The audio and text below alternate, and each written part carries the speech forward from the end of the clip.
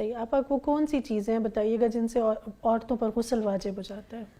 عورتوں پر غسل ایک تو واجب ہوتا ہے ان کے ایام مخصوصہ کے بعد، ظاہر ہے انہوں نے پاک ہونا ہے، پاک ہونے کے لیے غسل لازمی ہے۔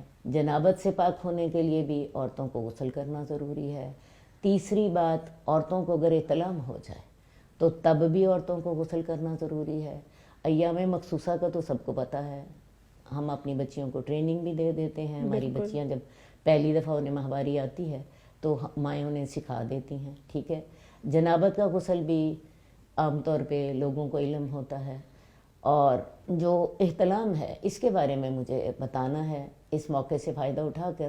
یہ ام سلیم نے رسول اللہ صلی اللہ علیہ وسلم سے سوال کیا تھا کہ یا رسول اللہ، اگر عورت بھی وہی دیکھے جو مرد خواب میں دیکھتا ہے تو کیا اس پہ غسل فرض ہوگا؟ رسول اللہ صلی اللہ علیہ وسلم نے فرمایا تھا ہاں، اگر وہ پانی دیکھے، اگر تو تری موجود ہو تو وہ غسل کرے، اگر موجود نہیں ہے تو نہ کرے۔ یہ تو تھے حدیث کا جو مفہوم تھا۔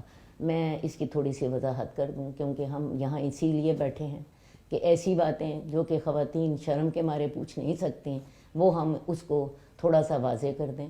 اصل بات یہ ہے کہ بعض اوقات خواب میں عورتوں کو ڈسچارج ہوتا ہے، اور وہ جب سو کر اٹھتی ہیں تو انہیں وہ خواب یاد ہوتا ہے، اور خواب یاد ہونے کے ساتھ اب مسئلہ یہ ہے کہ اگر تو کپڑوں کے اوپر اس کے اثرات دیکھیں، اگر تو خشک ہو چکا ہے تو تب بھی اس کے اثرات ہوں گے، ورنہ کپڑا گیلا ہوگا تب بھی اثرات ہوں گے۔